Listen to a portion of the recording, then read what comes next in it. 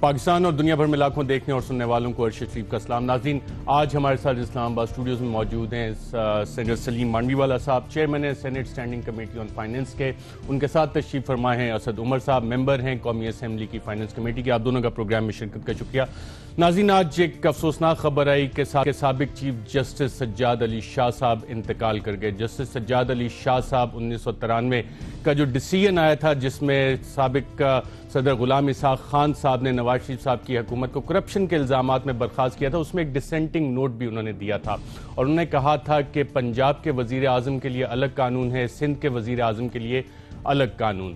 آج جسٹس سجاد علی شاہ صاحب شاید دل میں یہ حسرت لے کے چلے گئے کہ کوئی ایسا فیصلہ آئے جو ان کی 1993 میں کی گئی اس بات کو غلط ثابت کر سکے، لیکن ایسا نہیں ہوا اور جسٹس سجاد علی شاہ صاحب آج انتقال کر گئے۔ ناظرین، عدالتی فیصلوں کے حوالے سے آج اسلام آباد ہائی کورٹ میں جسٹس شوکت صدیقی صاحب نے انتہائی اہم کیس کی ہیئرنگ کی اور اس میں بلاسفیمی کے حوالے سے پوری حکومت کی ایگزیکٹو مشینری اس سے سوال کیا کہ پوری حکومتی ایگزیکٹو مشینری کیا کر رہی تھی، اور اس حوالے سے وزیر داخلہ چودھری نثار علی خان صاحب کو کل عدالت میں طلب کر لیا ہے۔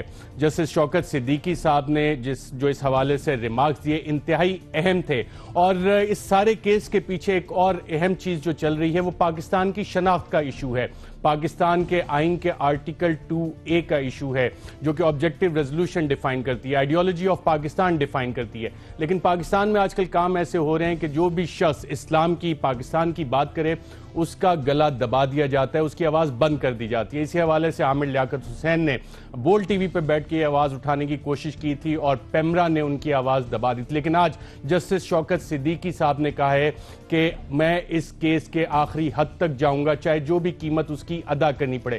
شاید جسٹس شوکت صدیقی صاحب کو بھی اس بات کا علم ہے کہ جو یہ قوتیں ہیں وہ بہت زیادہ سٹرونگ ہیں، اور جو بھی شخص اس حوالے سے بات کرتا ہے ان کے خلاف وہ قوتیں حرکت میں آ جاتی ہیں۔ اس کے ساتھ ساتھ ناظرین، اسلام آباد ہائی کورٹ کا ایک اور اہم فیصلہ آیا تھا۔ جسٹس اطہر من اللہ صاحب نے پاکستان کی جو اشرافیہ ہے کس طرح سے ریاستی اداروں کے ساتھ مل کے کام کرتی ہے، ریاستی ادارے جو ان کا کیپچر ہوتا ہے اپنے فائدے کے لیے چیزیں کیسے کرتی ہے، اس حوالے سے ان کی ایک لینڈ مارک ججمنٹ آئی ہے کہ پاکستان کی ریاست کے اوپر ریڈز ہو رہی ہیں اور اس میں معاونت کون کر رہا ہے؟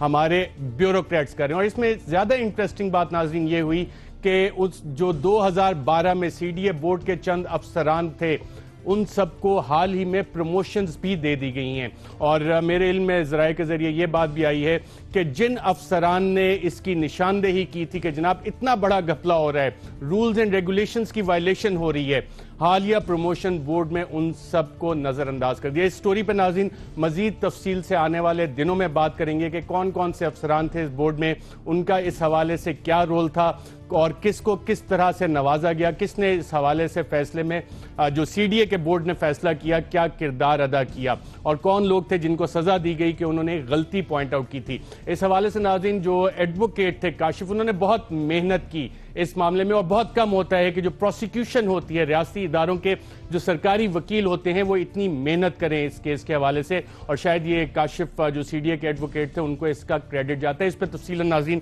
آگے آئندہ آنے والے پروگرامز میں بات چیت کریں گے۔ آ جاتے ہیں ناظرین اپنے پروگرام کی بڑی سٹوری کی طرف۔ وزیر خزانہ اسحاق ڈار صاحب جن کا نام پاناما کیس میں بھی آپ نے سنا، ان کا اعترافی بیان بھی سنا، اس میں منی لانڈرنگ کا بھی ذکر آیا۔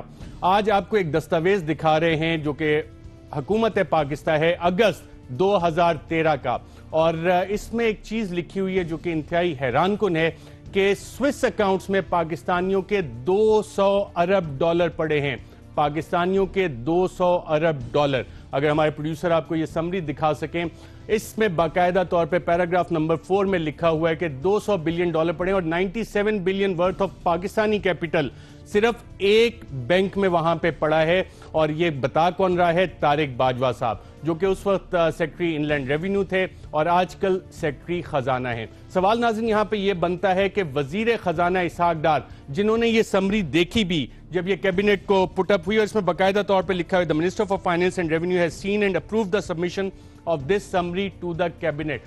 2013 سے اب تک حکومت پاکستان نے اس حوالے سے کیا اقدامات کیے. اس حوالے سے ناظرین قومی اسمبلی میں پی ٹی آئی کے ڈاکٹر عارف علوی صاحب نے بھی ایک سوال کیا تھا. اس وقت وزیر خزانہ موجود نہیں تھے اسمبلی میں, تو رانا افضل صاحب نے جواب دیا تھا اور یہی بات وہاں پہ بھی قومی اسمبلی کے ریکارڈ پہ بتائی تھی کہ $200 ارب باہر پڑے ہیں, پاکستان کے سوئس اکاؤنٹس میں پڑے. لیکن بعد میں جب وزیر خزانہ سے اس حوالے سے سوالات ہوئے تو وہ اس بیان سے مکرنے کی انہوں نے کافی کوشش کی کہ جناب ایسا شاید معاملہ نہیں ہے, یہ صرف کوئی ایسٹیمیٹس لگائے گئے تھے. سلیم مانوی والا صاحب, یہ سمری بڑی واضح ہے اور بڑے واضح طور پہ کہہ رہی ہے حکومت پاکستان کی کہ $200 ارب پڑے اور صرف ایک سوئس بینک میں $97 بلین پڑے. اور طارق باجوہ صاحب اس وقت سیکرٹری ریونیو ڈویژن, آج سیکرٹری فائننس, انہوں نے کہا کیا کیا ہماری حکومت نے اس پہ؟ کچھ بھی نہیں کیا جی, اس کو بس سمری کو شیلف کر دیا. They have done nothing. اور بلکہ آپ جو کہہ رہے ہیں کہ جو اسٹیٹمنٹ انہوں نے دیا کہ جی وہ یہ تو غلط ایک انفارمیشن تھی, اب غلط انفارمیشن پہ کیبنٹ کی سمری تیار ہو گئی اور کیبنٹ میں پیش ہو گئی اور اس پہ کیا ڈیسیشن ہوا کیا نہیں ہوا, تو یہ تو مطلب ایک آپ ایڈمٹ کر رہے ہیں اور کیبنٹ کی میں سمری موو کر رہے ہیں ای سی سی میں, اور اس کے بعد آپ کہہ رہے ہیں کہ جی ایسی کوئی بات نہیں تھی. تو ظاہر سی بات ہے کچھ کرنا نہیں چاہتی گورنمنٹ, اس کا مطلب. اسد عمر صاحب, یہ سامنے $200 ارب پاکستان کے اوپر اس وقت جتنا ڈیٹ ہے وہ غالباً $73 بلین کا ہے. $97 بلین ایک سوئس بینک کے پاس پڑے ہیں. مجموعی طور پہ پاکستانیوں کا $200 ارب وہاں پہ. حکومت پاکستان کے سیکرٹری ریونیو ڈویژن اس وقت طارق باجوہ صاحب, آج کے سیکرٹری خزانہ طارق باجوہ صاحب, انہوں نے یہ موو کیا. اسحاق ڈار صاحب نے یہ دیکھا, کیا کیا یہ پیسہ واپس لانے کے لیے؟ جی صرف یہ کیبنٹ سمری کے اندر نہیں تھا, ڈار صاحب نے خود, میں اس دن ہاؤس میں موجود تھا, ڈار صاحب نے فلور آف دا ہاؤس پہ کھڑے ہو کے تقریر میں کہا کہ $200 بلین سوئس بینکس میں رکھے ہوئے.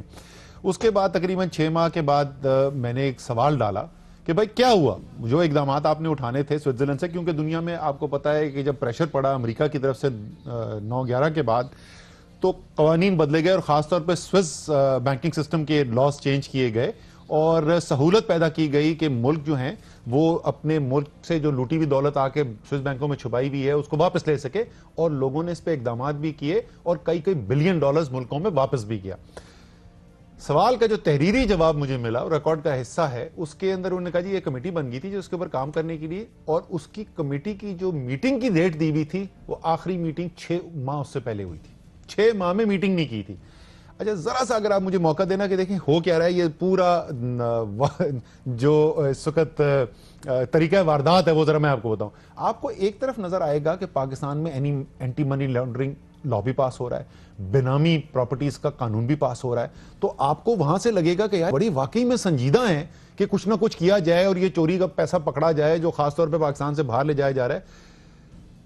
لیکن یہ سب کچھ ہو رہا ہے کیونکہ وہ بین الاقوامی قوانین جو میں نے آپ کو کہا جو بدلے گئے, کیونکہ آپ IMF پروگرام کے اندر بیٹھے ہوئے تھے, آپ کے پاس انٹرنیشنل کمٹمنٹس پوری آپ کو کرنی تھی, تو قوانین تو آپ نے پاس کر دیے لیکن ادارے تو آپ کے قابو میں ہے نا. آپ نے ہر ادارے کو یہ انسٹرکشن دے دی, ہدایت دے دی کہ خبردار کسی نے کوئی ایکشن لیا. پیناما تو مشہور ہے, مطلب اس کا تو کٹا چھٹا کھل کے سامنے آ گیا قوم کے سامنے, آپ نے بڑا کردار ادا کیا اس کے اندر, سپریم کورٹ کے اندر آ گیا. اس کے علاوہ آپ کوئی چیز اٹھا دیں, دبئی پراپرٹیز والا آپ کو پتا ہے جس طریقے سے میں اس کو فالو کر رہا ہوں, یہ شرمناک حالت کہ 4 ماہ گزرنے کے بعد جب میں بہت زور ڈالوں تمام میڈیا کے سامنے بیٹھے ہوئے تو چیئرمین فائنانس کمیٹی 15 منٹ بحث کے بعد مجھے یہ بولیں کہ اچھا ہم یہ لیگل اوپینین لیتے ہیں, قانونی رائے لیتے ہیں کہ آپ جو سوال پوچھ رہے ہیں یہ ہم پوچھ بھی سکتے ہیں FIA سے کہ نہیں. یہ اور یہ میں نے آن ریکارڈ ان سے کہا تھا, میں نے کہا تھا منٹ کریں یہ بات, میں نے کہا تھا یہ اس کا یہ ثبوت ہے کہ آپ یعنی یہ کمیٹی جو ہے یہ جرم پر پردہ ڈالنے کے اندر ملوث ہے. اور میں ریپیٹ کر رہا ہوں, مجھے جس کورٹ میں لے جانا ہے لے جائیں, حتی کہ عزت کا دعویٰ کرنا چاہتے. تو پوری جو انتظامی مشینری, حکومتی مشینری ہے, اس کا مقصد یہ ہے کہ وہ $200 بلین میں سے $2 بھی کبھی آپ کے پاس واپس نہ آ سکے. آخر میں سلیم مانوی والا سے معذرت کے ساتھ, سر وہ باقی $200 بلین چھوڑ دیں, وہ $60 ملین جس کا سارے پاکستان کو پتا ہے, جو سپریم کورٹ میں جس پہ وزیر اعظم فارغ ہو گیا, یار 4 سال ہو گئے اس حکومت کو تقریباً آئے ہوئے, وہ $60 ملین تو واپس لے آتے. آپ کس کا سننا چاہیں, نواز شریف صاحب کے دعوے یا شہباز شریف صاحب کے؟ ماشاءاللہ. اور اسحاق ڈار اب پوری کس کے دعوے سننا چاہتے ہیں؟ میرے خیال میں قوم کو تھوڑا فلیور دونوں کا ہی دے دیں. چلیں ناظرین, اسد عمر صاحب کی خواہش پہ وزیر اعظم نواز شریف صاحب ان $60 ملین کے حوالے سے کیا کہتے تھے, آئیے ذرا سنتے ہیں. मामला बड़ा साफ सीधा है।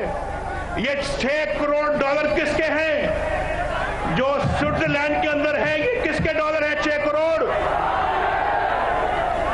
ये 6 करोड़ का मामला जिसके पाकिस्तान को खतरात में इन्होंने घेर दिया है, सिर्फ 6 करोड़ डॉलर के लिए।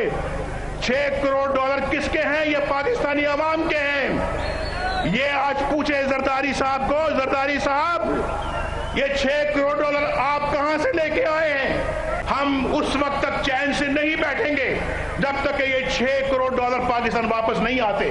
दिल की बात करता हूं मैं झूठ मुझे बोलना नहीं आता, आप जानते हैं। सबको पता है कि स्विस बैंक्स में पैसे थे, सबको पता है कि वो डब्बों में वो सारे जो रिकॉर्ड था उसको गाड़ी में लोड किया जा रहा था और वहाँ बहुत सारे लोग वो काम कर रहे थे, कैमरे ने दिखाया है। और फिर स्विस बैंक्स के अंदर ये मुकदमा चल रहा था, उन्होंने पैसे वो रिलीज किए, कहीं और जहाँ पे भी गए। अब भी वक्त है कहें कि जनाब ये कौम की अमानत है, मैं वापस कर रहा हूँ। ये पैसा स्विट्जरलैंड के अंदर किसका पैसा है? कितना पैसा है? 600 करोड़ रुपया। 600 करोड़ रुपया अगर यहाँ इस जलसे में तकसीम किया जाए, इस जलसे में अगर तकसीम किया जाए तो हर बंदे के पास 10-10 लाख रुपए आएगा, हर बंदे के पास। हर बंदे को 10-10 लाख मिलेगा। ये पैसा उन्होंने लूट कर मुल्क से बाहर रखा हुआ है। और सुप्रीम कोर्ट कहती है, मैं कहता हूं और ये कौम कहती है, ये कौम के खून पसीने की कमाई है। इस कौम का पैसा था, उस कौम के खून पसीने की कमाई थी, उसने सरे में माल खरीद लिया है। ये लुटेरा पाकिस्तान की दौलत को लूट कर इसे सरे में माल खरीद लिया है। मेरा नाम भी नवाज शरीफ नहीं, उसने उसको नीलाम करके उसकी तमाम दौलत को मैं कौम की कदमों में निकाला। दिल की बात करता हूं मैं झूठ मुझे बोलना नहीं आता, आप जानते हैं। जरदारी साहब को अकेले हक नहीं पहुंचता कि वो इतने $मिलियन अपनी जेब में डाल के पाकिस्तान के दौर के बाद कहें कि ठीक है ये मेरी मैं जानूं, मेरा काम जानूं। जी नाज़रीन, असद उमर साहब की ख्वाहिश थी कि नवाज शरीफ साहब की ये बातें सुनाई जाए। उन्होंने कहा कि थोड़ा थोड़ा फ्लेवर शहबाज शरीफ का भी दे दें। तो शहबाज शरीफ साहब इस बारे में क्या कहते थे, आइए सुनते हैं।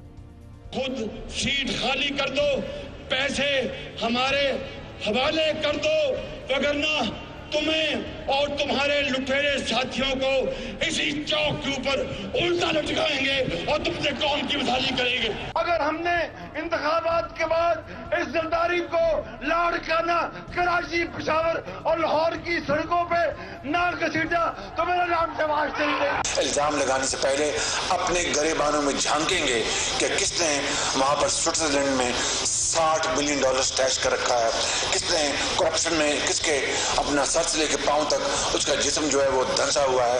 आइए इन जो असल जो हकायक हैं उनसे पर्दा उठाएं। $60 मिलियन स्विस बैंक्स में आज भी पुकार कर कह रहे हैं कि पाकिस्तानियों पैसा तो तुम्हारा है, आके ले जाओ और वापस पाकिस्तान में ले जाकर खर्च करो। वो क्यों नहीं बात करते उस करप्शन की कि $60 मिलियन जो स्विस बैंक्स में पड़ा है, पुकार के कहता है कि मैं तो पाकिस्तान के गरीब अवाम की खून पसीने की कमाई हूं। ये लगना चाहिए था मेहरान की वादियों में, ये लगना चाहिए था बलूचिस्तान के जंगलात पहाड़ों में, ये लगना चाहिए था KPK के बर्फपोश पहाड़ों में, ये लगना चाहिए था पंजाब के मैदानों में, ताकि पाकिस्तान के अवाम इस $60 मिलियन यानी 6 अरब रुपए की खती रकम से खुशहाल होते, अस्पताल बनते, स्कूल बनते, सड़कें बनती, यूनिवर्सिटियां बनती। ये मुझे चूज कर स्विस बैंक के खजानों में कहां ले आए हो और मुझे एक ताले में कहां बंद कर दिया है। इस पैसों को निकालो और वापस उस गरीब यतीमों और बेवाओं की खिदमत में निछावर करो जो आज पाकिस्तान के अंदर आज भी दवाई और इलाज को तरस रही हैं। जी नाज़रीन, आपने ये बातें सुनी। सेनेटर सलीम मांडवीवाला साहब कुछ कहना चाहेंगे इसके जवाब में? आप देखिए जी, मेरी नज़र में तो सारे पॉलिटिकल बातें, पॉलिटिकल स्पीचेस हैं। यही आप कहें ना कि अभी 4 साल गुजर गए हैं, वो कहाँ है $60 मिलियन? तो इसका तो मेरे पास कोई जवाब नहीं है, ना मुझे उन $60 मिलियन का कुछ पता है फ्रैंकली स्पीकिंग, ना मुझे कोई आइडिया है। अब आप ये 4 साल में इन्होंने कौन सी स्पीच दी है $60 मिलियन की? ये 200 बिलियन की समरी नज़र आ रही है। اس میں بھی کوئی 60 ملین کا ذکر نہیں ہے کہ وہ 60 ملین کہاں ہیں. اور وہ کیس چلتا رہا جی سوئٹزرلینڈ میں کافی عرصہ, اور nothing came out of it. اور زرداری صاحب نے کرپشن پہ کبھی بات نہیں کی یا کبھی کی ہے کرپشن پہ؟ اس معاملے میں تو کافی آنیسٹ رہے ہیں وہ. نہیں دیکھیں, میں یہ نہیں کہہ سکتا کہ جی انہوں نے کرپشن پہ بات کی ہے یا نہیں کی ہے, بٹ آپ کو کچھ یاد پڑتا ہے کہ صدر زرداری صاحب نے کرپشن کے خلاف کبھی کوئی بات کی ہو؟ کم از کم وہ منافقت آپ کو وہ نظر نہیں آتی زرداری صاحب میں؟ یا دیکھیں میں ایک چیز آپ کو بتا سکتا ہوں کہ میں نے زرداری صاحب کے ساتھ کام کیا ہے اور اب بھی کرتا ہوں. مجھے انہوں نے کبھی نہیں کہا کہ آپ کرپشن کریں. اس کا جواب میں آپ کو یہ دے سکتا ہوں. رائٹ. میں اسی حوالے سے جو $200 ارب ناظرین پاکستانیوں کے ان سوئس بینکس میں پڑے ہیں, جو ملک کے وزیر اعظم کہتے رہے, شہباز شریف صاحب وزیر اعلیٰ پنجاب, اور انہی کے وزیر اعظم صاحب کے سمدی وزیر خزانہ وہاں پہ بیٹھے, اس حوالے سے سمری جو تھی اگست 2013 میں کیبنٹ کو موو کر دی گئی.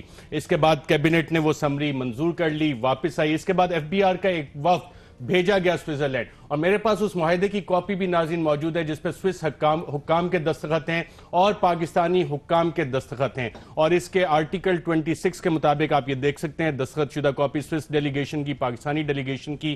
یہ معاہدہ باقاعدہ طور پہ سائن ہوا, اور اس معاہدے کے سائن ہونے کے بعد پاکستان کی اتھارٹیز کو یہ پاور مل جانی تھی کہ سوئس حکام سے جو بھی بینکنگ انفارمیشن ہے وہ آپ لے سکتے. لیکن جب یہ پتہ لگا کہ جناب یہ معاہدہ سائن ہو گیا ہے, اس سے تو بہت بڑے بڑے راز کھل جائیں گے. اور جیسے پاناما پیپرز میں پتہ لگا, جو ڈاکومنٹ سپریم کورٹ میں پیش کیے گئے, کہ وہاں پہ شریف خاندان کے بھی شاید کوئی سوئس اکاؤنٹس ہیں. FIA کی رپورٹ جو سپریم کورٹ کے ریکارڈ کا حصہ بنی, اس میں بڑے واضح طور پہ یہ مینشن تھا. تو یقینی طور پہ ایک افراتفری پھیل گئی ہوگی. اور پھر باقاعدہ طور پہ جن افسران نے یہ معاہدہ سائن کیا, جن افسران نے یہ انیشیٹو لیا, جن کی یہ اسپیشلٹی تھی اس طرح کے انیشیٹوز لینے کی جو پاکستان میں ہوتا ہے, جو ہم نے CDA کے کیس میں بھی دیکھا کہ جن افسران نے فیصلہ کیا کہ غلط کام ہو رہا ہے, ان کو ہٹا دیا گیا, ان کو پروموٹ نہیں کیا گیا. یہاں بھی ان کو کھڈے لائن FBR سے لگا دیا گیا. ریاست ہماری اسی طرح چلے گی اسد عمر صاحب؟ میں تو اکثر کہتا ہوں, برملا کہتا ہوں, اس وقت پاکستان کی ریاست جو ہے اس کی ذمہ داری جو ہے وہ پاکستان کے بڑے بڑے ڈاکوؤں اور چوروں کو پروٹیکشن پرووائڈ کرنا ہے. قوانین ایسے بنائے جاتے ہیں جس سے چوری چھپائی جا سکے. آپ کو پتا ہے وہ اکنامک ریفارمز ایکٹ 1992 والے سے شروع کرنے آپ کو, ایسی میں آپ کو 10 اور مثالیں دے دوں گا. اور اس کے بعد جو قانون ہوتا بھی ہے اس کو بھی جو استعمال کیا جاتا ہے وہ عوام کی پروٹیکشن کے لیے نہیں, وہ عوام کی فلاح کے لیے نہیں, بلکہ یہ جو اشرافیہ ہے جو اس ملک کو باقاعدہ نچوڑ رہی ہے, ان کو سہولت فراہم کرنے کے لیے اور ان کو پروٹیکشن فراہم کرنے کے لیے. اس لیے پاکستان کے بڑے بڑے آپ ادارے دیکھ لیں, بڑے بڑے ایوان دیکھ لیں, آپ کو اس وقت کرمنلز, میں بہت سوچ سمجھ کے لفظ استعمال کر رہا ہوں, جرائم پیشہ لوگوں نے کنٹرول کر لیا اس معاشرے کو. سلیم مانویل صاحب, والیوم کتنا ہے؟ کیونکہ میرے سے خبر ہے, اور سابق گورنر اسٹیٹ بینک وہ کہتے ہیں پاکستان سے $25 ملین پاکستان کے مختلف ایئرپورٹ سے ہر دن پاکستان سے باہر جاتا ہے, جو کہ مہینے کے ساتھ $750 ملین بنتے ہیں, اور آپ کے سال کے $9 بلین ایئر کا یہ فلائٹ آف کیپٹل ہے جو منی لانڈرنگ ہوتی ہے پاکستان سے. یہ سابق گورنر اسٹیٹ بینک کی اس حوالے سے اسٹیٹمنٹ ہے. حال ہی میں امریکہ کی طرف سے ایک رپورٹ آئی ہے اور اس میں بتایا گیا کہ پاکستان سے $10 بلین کی سالانہ منی لانڈرنگ ہوتی ہے. واقعی ایسی اعداد و شمار ہیں یا اس سے بھی زیادہ خوفناک ہیں؟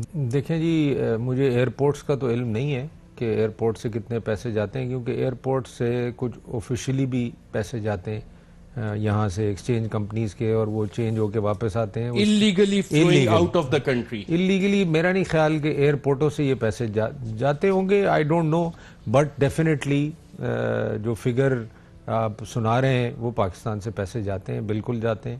اور اللیگلی مجھے تو سمجھ نہیں آتی, ضرورت ہی نہیں ہے. وہ اس لیے کہ آپ کے پاس پیرا ہے وچ از دی پاکستان ریفارم ایکٹ, اس کے تھرو آپ جتنے مرضی اکاؤنٹ میں پیسے جمع کرا کے جس کو مرضی بھیج دیں. جیسے سینٹ جیمز ہوٹل میاں منشا صاحب والا کیس. بالکل, وہ تو وہ دیکھیں نا, وہ بھی ایک $60 ملین کے تقریباً انہوں نے یہاں سے ٹرانسفر کیا ہے. ٹرانسفر کی کوئی ڈیٹیل نہیں ہے, مگر وہ اپنی بیلنس شیٹ میں دکھا رہے ہیں کہ جی یہ ہوٹل. تو اب وہ پیسے کیسے گئے, یہ تو اب کوئی ایجنسی ان سے پوچھے کہ بھئی یہ پیسے آپ نے کیسے بھیجے. مگر کیونکہ آپ کے پاس یہ چینل ہے جس سے آپ پیسے بھیج سکتے ہیں, جس کو نہ FBR پوچھ سکتا ہے, جس کو نہ فائنانس منسٹری پوچھ سکتی ہے, جس کو نہ اسٹیٹ بینک پوچھ سکتا ہے, تو پھر آپ نے تو جب یہ چینل ہی اوپن کھولا ہوا ہے تو انلیگل اور لیگل کے تو بات ہی ختم ہو جاتی ہے. میں آتا ہوں کیونکہ اسٹینڈنگ ٹیم میں اسد عمر صاحب نے اسٹیٹ بینک کا بھی ذکر کیا تھا. ناظرین, سلیم مانڈوی والا صاحب نے کہا پتہ نہیں ایئرپورٹ سے پیسے کیسے جاتے ہیں یا نہیں جاتے. سلیم مانڈوی والا صاحب کو اور آپ کو ناظرین دکھاتے ہیں. ایک مشہور کیس ہوا تھا ایان علی کا, سی سی ٹی وی فوٹیج بھی موجود ہے اس حوالے سے. آپ دیکھ سکتے ہیں کہ ایان علی پاکستان سے پیسے لے کے جائی تھی. پھر ایک مشہور کیس ہوا تھا ٹافی بٹ کا لاہور میں, اور ٹافی بٹ صاحب کون تھے؟ سونا لے کے جا رہے تھے, کرنسی لے کے جا رہے تھے. نواز شریف صاحب کے پیچھے کھڑا آپ ان کو دیکھ رہے ہیں. یہ دونوں وہ کیسز تھے جو کہ پکڑے گئے, باقاعدہ طور پہ رنگے ہاتھوں پکڑے گئے, اور اس کے بعد دونوں کیسز کا کیا ہوا وہ تاریخ میں بیان. ناظرین, یہاں پہ ایک وقفہ لیں گے, اس کے بعد جب دوبارہ واپس آئیں گے تو security exchange commission of Pakistan stock exchange کے ساتھ کیا کر رہے ہیں, اور اسد عمر صاحب کیوں کہتے ہیں کہ state bank of Pakistan money laundering کو فیسیلیٹیٹ کرتا ہے. اتنا بڑا الزام پاکستان کے سینٹرل بینک پہ اسد عمر کس وجہ سے لگا رہے ہیں؟ ایک وقفے کے بعد.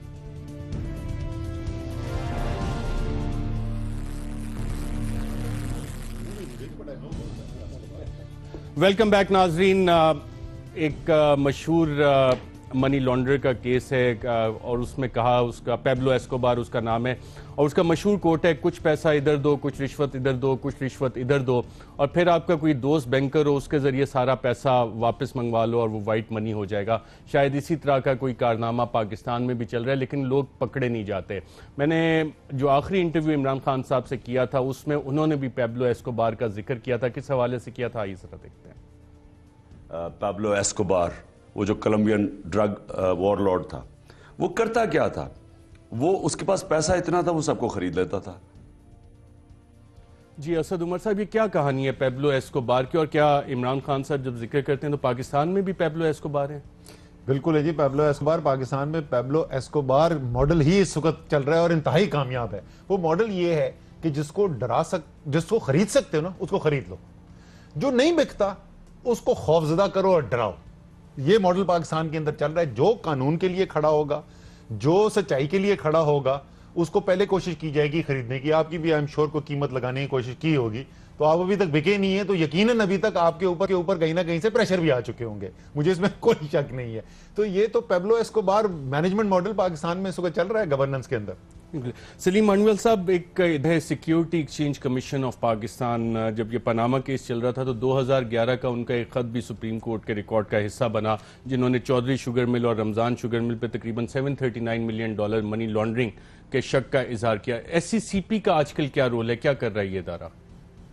دیکھیں, ایس سی سی پی اچھا کام بھی کر رہا ہے, بٹ بعض جگہ وہ تھوڑے I should say out of their area چلے جاتے ہیں. جیسے ابھی اسٹاک ایکسچینج کا ایک ایشو ہمارے پاس آیا ہوا ہے, اور 8 کو ہماری میٹنگ بھی ہے, ہم نے ایس سی سی پی کو بلایا بھی ہے. اس میں یہ تھا کہ جو اسٹاک بروکرز تھے انہوں نے یہ کمپلین کی کہ ایس سی سی پی بائنگ اور سیلنگ میں انٹرونشن کر رہا ہے مارکیٹ کے اندر, اور اس سے کافی مارکیٹ بھی گری. اس ہفتے کوئی 1000 پوائنٹ گر گئی, کیونکہ انہوں نے کچھ بروکرز کو رائٹلی اور رانگلی, مجھے اس کی ایگزیکٹ ڈیٹیلز نہیں پتا, کہ ان کو فورس کیا کہ آپ شیئرز بیچیں. تو میں نے اس کا نوٹس اس لیے لیا کہ میں نہیں سمجھتا کہ یہ ایس سی سی پی کا مینڈیٹ ہے, اور یہ وہی ایس سی سی پی ہے جس کو ہم نے ایگزیکٹ کے کیس میں بلایا تھا اور ان سے یہ پوچھا تھا کہ آپ نے کبھی ایگزیکٹ کو دیکھا ہی نہیں, اتنا بڑا بلیم ایگزیکٹ کے اوپر لگ گیا. تو انہوں نے کہا جی ہمارا مینڈیٹ ہی نہیں ہے کہ ہم کمپنیز کی ایکٹیویٹی دیکھیں کہ وہ کیا کر رہی ہیں, وہ کیا نہیں کر رہے. پھر اسٹاک ایکسچینج میں انٹرونشن کیوں کر رہے ہیں؟ یہی تو دیکھیں, دس از دا پوائنٹ کہ ایسی کیا ضرورت آئی, اور اس موقع پہ, اس وقت پہ. ایس سی سی پی کے چیئرمین کون ہے؟ وہ بھی کبھی وہ کیا نام ہے حجویری مداربہ, اس میں تو نہیں کام کرتے رہے؟ ہاں وہ بھی میرا خیال تھے اس میں. بٹ یہ حجویری مداربہ کس کی تھی؟ یہ ایگزیکٹلی مجھے اس کی اسحاق ڈار صاحب کی تھی. یہ حجویری مداربہ کے ذریعے ہی پیسے وغیرہ شریف خاندان کے 1990 میں دیے گئے تھے, 100 ملین کریڈٹ لائن, ایسا ہی معاملہ تھا کچھ.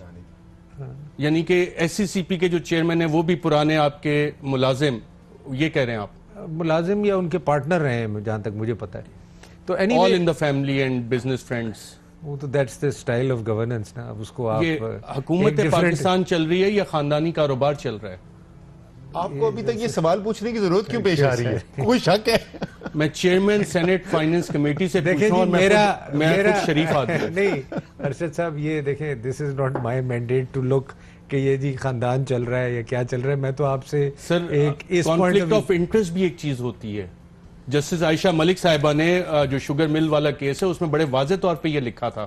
تو یہ حکومت پاکستان اگر چل رہی ہے، فرینڈز آپ کے بزنس پارٹنرز وہ کی اداروں پہ لگے ہوں، ریگولیٹری کیپچر قانون بھی آپ اسی طرح سے بنا رہے ہیں، ان ساروں پہ قبضہ بھی آپ کر رہے ہیں، آپ کے دوست بھی وہاں پہ بیٹھے ہیں، تو یہ حکومت اسی طرح چلے گی؟ آپ بطور چیئرمین فائنینس کمیٹی. میرا پوائنٹ یہ ہے کہ کانفلکٹ آف انٹرسٹ تو کہیں بھی نہیں ہونا چاہیے، اور اگر یہ ہے تو یہ غلط ہے، کیونکہ اگر آپ اسی آدمی کو بٹھا کے ایک ریگولیٹر بنا دیتے ہیں تو آبویسلی آپ نے کانفلکٹ تو کریٹ کر دیا. اب دا پوائنٹ از کہ coming back to the same issue کہ SECP should not go out of their mandate. اور انہوں نے یہ بھی کہا مجھے کہ جی آپ ہمیں اس لیے بلیم کر رہے ہیں کہ ہم بروکرز جو غلط کام. میں نے کہا جی میں بالکل نہیں کہہ رہا. جو غلط کام کر رہے ہیں، جو ڈیفالٹ کر رہے ہیں، جو لوگوں کے پیسے بھاگ گئے لے کے، یا جو بھی چیزیں غلط ہو رہی ہیں آپ ضرور ان کو پکڑیں. SECP نے 2005 اور 2008 میں انویسٹیگیشنز کی تھی، اس کا کچھ بنا؟ کچھ بھی نہیں بنا. اسٹاک مارکیٹ کریش پہ بلینز آف روپیز. دیکھیں یہی دس از ویئر آئی ایم کم. میں نے ان کو یہ کہا کہ آپ نے جو چیزیں انویسٹیگیٹ کرنی تھیں، جو چیزیں کرنی تھیں، وہ آپ نے آج تک کی نہیں. اور جن بروکرز کو پکڑا کچھ ان کو چھوڑ بھی دیا، اور جن کو کچھ کو پکڑا ان کو آج تک پینیلائز بھی کیا. تو مطلب you can't be a regulator, selected regulator آپ بن جائیں کہ جس کو آپ پکڑنا چاہتے ہیں، جس کو آپ کرنا چاہتے ہیں اس کو آپ کریں، جس کو آپ نہیں کرنا چاہتے اس کو آپ کھلی چھٹی دے دیں. تو یہ تھوڑا SECP in this situation is little compromised. اور یہ میں نے ان کو یہی کہا ہے، میں نے کہا اگر آپ یہ چیزیں chairman senate standing committee on finance کہہ رہے ہیں کہ security exchange commission of Pakistan compromised ادارہ ہے. بالکل کمپرومائزڈ ہے. اگر اس ٹائپ کے ایکشنز وہ کریں گے تو it is compromised. Asad Umar صاحب، اسٹیٹ بینک آف پاکستان کا سینٹرل بینک، وہاں بھی کیا اسی طرح کے معاملات ہیں یا مختلف معاملات؟ میں آپ کو اسٹیٹ بینک پہ بھی آتا ہوں، لیکن پہلے آپ نے کیونکہ بہت ایک اہم چیز کا ذکر کر دیا تو اس پہ بات کرنا ضروری ہے، اور وہ آپ نے بات کی کانفلکٹ آف انٹرسٹ کی. پاکستان کی تاریخ کا سب سے بڑا کانفلکٹ آف انٹرسٹ کا کرپشن کیس جو ہے وہ ایک عجیب و غریب طریقے سے منظر عام پہ آیا. کسی رپورٹر نے اس کی خبر نہیں لگائی، کسی سراغ رساں ایجنسی نے نہیں کہا. خود بیٹھ کے پاکستان کے وزیر اعظم نے اپنے وکیلوں کے ذریعے سپریم کورٹ میں جا کر یہ دعویٰ اپنا فائل کیا ہے، کاغذات جمع کرائے ہیں کہ یہ شیخ جاسم صاحب جو ہیں ان کے ساتھ تو ہمارا خاندانی کاروباری تعلقات ہیں جو ایک چوتھائی صدی سے زیادہ پرانے ہیں. ان کے پاس ہم نے کروڑوں ڈالر کی انویسٹمنٹس کی ہوئی تھیں، اور ہماری جدہ کی سٹیل ملیں اور پتہ نہیں فلیٹ کون سے، اور جو حدیبیہ کے ڈیفالٹ تھے وہ سارے، ہر قسم کا کام ہم نے ان کی مدد سے کیا ہے. اور الحمدللہ ہم نے پورٹ قاسم پہ ایک پروجیکٹ 200 ارب روپے کا پروجیکٹ بغیر کسی بیڈنگ کے، بیڈنگ تو دور کی بات، بغیر کسی ٹرانسپیرنسی پروسیس کے ہم نے جا کے شیخ جاسم کی کمپنی المرکاب جو 49% شیئر ہولڈر ہے اس پورٹ قاسم کے پروجیکٹ کو، اس کو دے دیا ہے 200 ارب روپے. کانفلکٹ آف انٹرسٹ کی تو دجیاں اتنی اڑی ہیں کہ اس کی پرچی بھی آپ کو کہیں نہیں ملے گی پاکستان کے اندر. پوچھنے والا کوئی نہیں. پاکستان کے تمام اداروں سے میں آن ایئر پوچھ رہا ہوں، بھائی جان کو آپ نے سنا، اخبار پڑھتے ہیں، سپریم کورٹ میں جو ہو رہا ہے کو سنتے ہیں، کسی نے ایکشن لیا، کسی نے نوٹس سرو کیا؟ کچھ نہیں ہوا. یہی مسئلہ دیکھیں جی SECP پہ آواز ہے. SECP جو ہے وہ بڑا اچھا کام بھی کرتے ہیں، جو سلیم ٹھیک کہہ رہے تھے. SECP جو ہے ابھی کمپنیز لا بنا ہے، بڑی محنت کی ان کے اندر، ان کی ٹیم نے بہت کام کیا انہوں نے، بڑی اچھی بات ہے. پر کدھر جلتے ہیں ان اداروں کے آگے؟ جہاں آتے ہیں نا صاحب اقتدار سامنے، وہاں پہ آ کے پر جلنا شروع ہو جاتے ہیں. ایک معصومانہ سوال میں نے کہا جی چودھری شوگر ملز کے بارے میں ایک سیکیورٹی اینڈ ایکسچینج کمیشن آپ کے ادارے نے ایک خط بھیجا لندن کی انویسٹیگیشن ایجنسی کو. انہوں نے کہا جی سسپیکٹڈ منی لانڈرنگ ہوئی ہے، یہاں سے ادھر سے پیسہ باہر بھجوایا گیا، نام ساتھ اس میں حسن نواز کا نام بھی اس کے اندر ڈلا ہوا ہے. اس کا ہوا کیا؟ وہ جواب آیا آپ نے کیا کیا. انہوں نے کہا نہیں جی وہ تو وہاں سے جواب نہیں آیا تھا, لیکن کمپنی نے ہمیں ایک جواب بھیج دیا تھا, ہم اس سے مطمئن ہو گئے جواب. میں نے کہا جی ذرا کمیٹی کو اس کی کاپی, یہ سوال جو ہے میں گھر بیٹھے نہیں پوچھ رہا, یہ قائمہ کمیٹی فائنانس کی قومی اسمبلی کی میٹنگ ہو رہی ہے, تمام میڈیا کے سامنے میں سوال پوچھ رہا ہوں, ہمیں اس کی کاپی دے دیں. جواب پھر وہی, یاد ہے پہلے والا جواب, ہم قانونی ماہرین سے پتا کر کے بتائیں گے کہ یہ دیا جا چکا ہے. کوئی 4 مہینے ہو چکے ہیں, ابھی تک میں انتظار کر رہا ہوں. اس کی وجہ ہے کہ برطانیہ نے جواب لکھ کے دیا تھا اور پوچھا تھا کہ جی اس پہ مزید کارروائی کیا کرنی ہے, تو یہاں سے پھر جواب روک لیا گیا تھا. تو یہ سارے ادارے جو نا, یہ سارے لوگ جو ہیں یہ بڑے اچھے لوگ ہیں, یہ بڑے محنتی لوگ ہیں, یہ بڑے پروفیشنل لوگ ہیں, لیکن جہاں صاحب اقتدار کی چوری, کرپشن, ان کے مالی انٹرسٹ, ذاتی انٹرسٹ سامنے آ جاتے ہیں نا, پھر سب کے پر جلتے ہیں.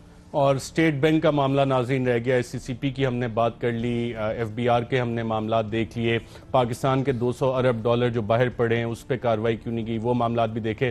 اب پاکستان کا central bank, state bank of Pakistan, اس پہ اسد عمر صاحب کے کیا تحفظات ہیں, سلیم مانوی والا صاحب کے کیا خیالات ہیں, ایک وقفے کے بعد.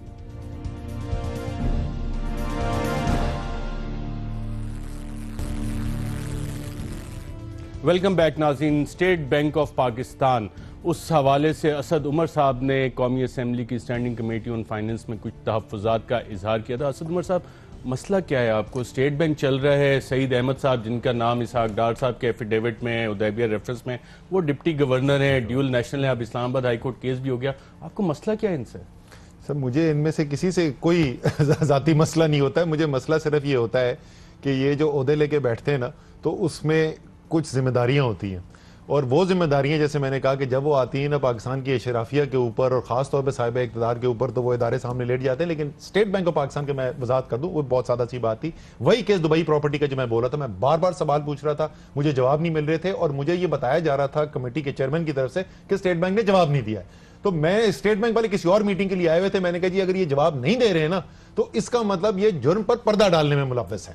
بعد میں اگلی میٹنگ میں گورنر اسٹیٹ بینک آئے, انہوں نے کہا جی ہم نے تو 6 ہفتے پہلے لکھ کر جواب دے دیا تھا, اور چیئرمین کمیٹی نے کہا ہاں جی مجھے کل پتہ چلا ہے کہ انہوں نے جواب دے دیا تھا, وہ فائنانس منسٹری کے اندر رکھا ہوا ہے. تو اس پرٹیکولر ایشو کے اندر جو ہیں وہ نہیں تھے. لیکن میرا سوال یہ ہے کہ گورنر اسٹیٹ بینک کے, آپ نے سنا اسی میٹنگ میں جس میں یہ سوال میں نے پوچھا کہ جی دبئی کی پراپرٹیز آپ نے اس میں سے کتنے اپروول دیے, انہوں نے کہا جی $1 کا بھی نہیں اپروول دیا تھا, اور آپ کو پتا $2.2 بلین سالانہ وہاں بائنگ ہو رہی ہے. تو انہوں نے خود ہی کہا اس کے بعد کہ لیکن آپ کو تو پتہ ہے نا حوالہ ہے اور یہ سب ہو رہا ہے. اب سوال یہ ہے کہ اگر پاکستان کی معیشت جو ہے ایک طرف قرضوں کے دلدل کے اندر ڈوب رہی ہے, دوسری طرف یہ پیسہ جائے چلا جا رہا ہے, تو کیا یہ کسی ادارے کی ذمہ داری پاکستان میں ہونی چاہیے یا نہیں ہونی چاہیے؟ میرے خیال میں جو ادارہ ہے جس کی اولین ذمہ داری ہے اور جو سب سے بری طرح ناکام ہو رہا ہے, کیونکہ اسی نے باقی اداروں سے یہ کام کروانے, وہ ہے پاکستان کی پارلیمان.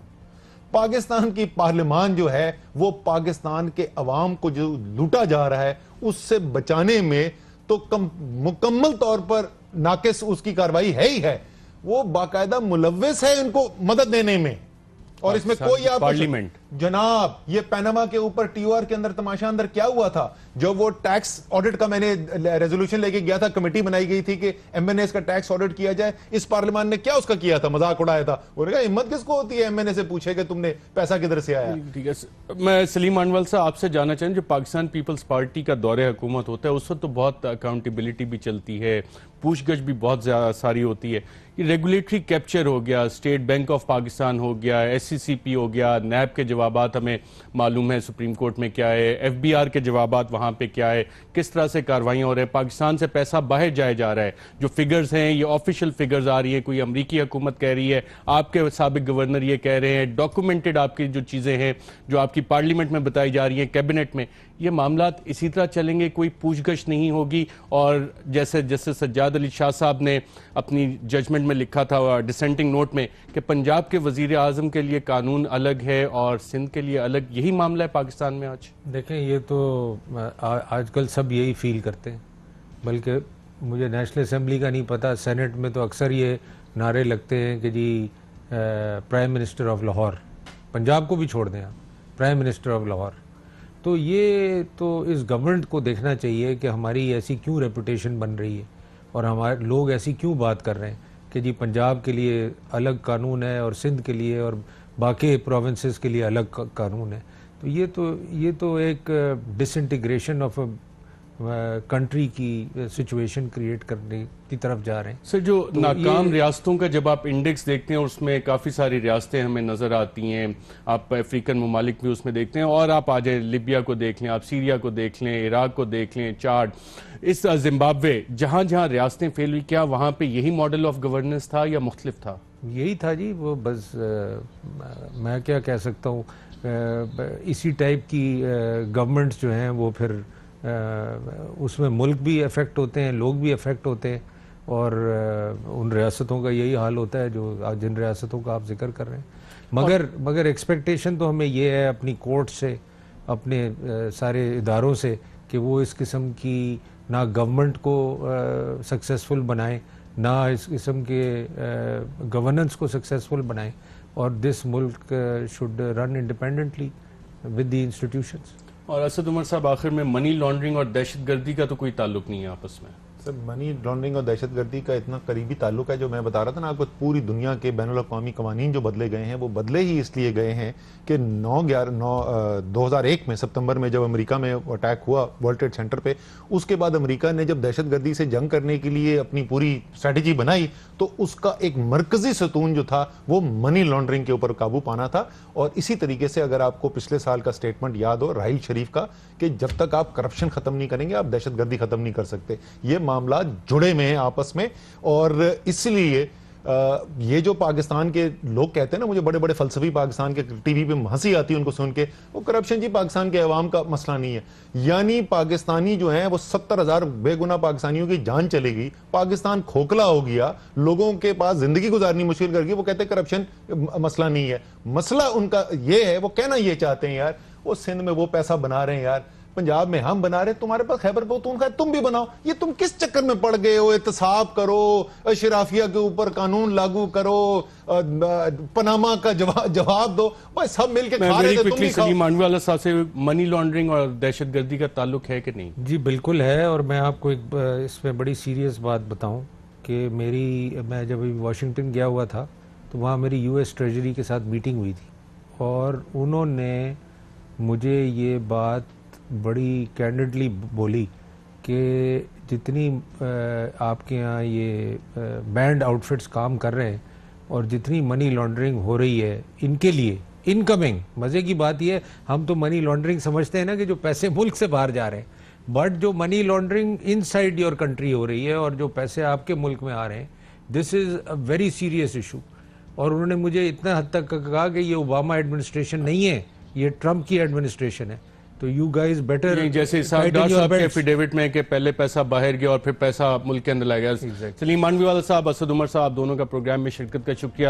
ناظرین, آپ چاہے آپریشن راہ راست شروع کریں, راہ نجات کریں, ضرب اسب کریں یا رد الفساد, جب تک کرپشن اور منی لانڈرنگ اور دہشت گردی کا نیکسس نہیں توڑا جائے گا, ہم یہ جنگ لڑتے رہیں گے اور ہمارے جوان, ہمارے لوگ شہید ہوتے رہیں گے. اس پہ تمام اداروں کو بیٹھ کے سیریسلی سوچنا پڑے گا کہ اس گٹھ جوڑ کو کس طرح سے توڑا جائے. آج کے پروگرام میں ناظرین اتنا ہی, اجازت دیجیے گا, اللہ حافظ.